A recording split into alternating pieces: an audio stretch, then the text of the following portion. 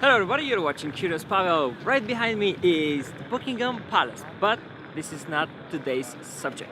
If you have passed through here already, probably you have seen this column. And if you have something curious inside you, you have probably asked yourself, who's that? So let's find out.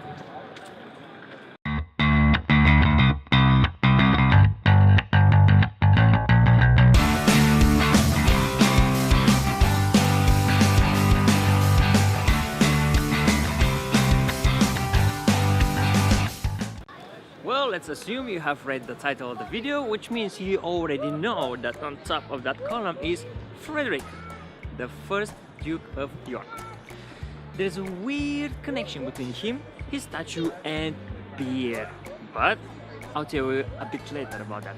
Now, let's talk a little bit about his life. He was famous mostly for two things: the love of the army and the love of gambling. Let's start with the army. He was a commander-in-chief during the Napoleonic Wars, but he wasn't a very good leader. He wasn't the type of person that will inspire the soldiers, or he wasn't even a tactical genius. But he acknowledged the importance of the army. So he did lots of reforms in the structure, in the administration, and the way they recruit, for which he is credited as, I quote, the man who has done the most for the army than anybody else in the whole history of the army. Pretty nice. Now let's go to the gambling. He wasn't very good in that as well. So when he died, he had more than 2 million pounds in debt. Converted in today's money, that's a lot. And when he died, his statue is halfway through to be completed. During those days, all these monuments and statues, they were built by the family of the person or by the people themselves. And with all these debts, nobody wanted to finish the statue. But here comes the army. Now, this brings us to the fact I told you at the beginning. The army got together and raised money for the statue. Why, you may ask?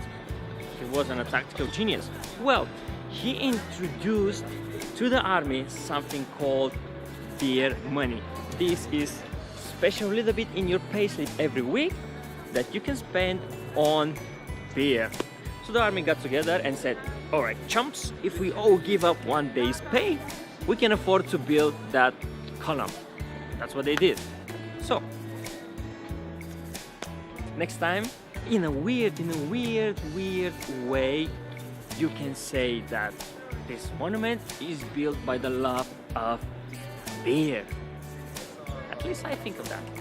So next time when you pass to Buckingham Palace, just have a look at that column, take a picture of it, and think about it.